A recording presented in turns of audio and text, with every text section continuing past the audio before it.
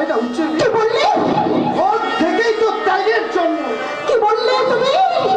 তাহলে তুই আমার কথা উত্তর দে হতো বাবা, তুই আমার ঘরে জন্মেছিলি কেন? বুদ্ধদেব তো রাজার ঘরে জন্মেছিলেন বাবা। ওসব ধর্মের কথা বাদ দিয়ে তুই সংসারের কাজে মন দে।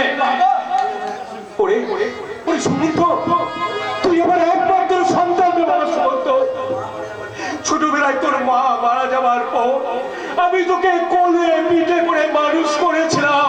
মানুষ করেছেন বলেই তো এই সংসারের সাধারণ মানুষকে দেখলে আমার ভয় লাগে বাবা। সুমন্ত, বাবা স্নেহের কণ্ঠে নয়, বাবা স্নেহের কণ্ঠে নয়, শাসনের কণ্ঠে বলুন ওকে সংসারী হতে হবে।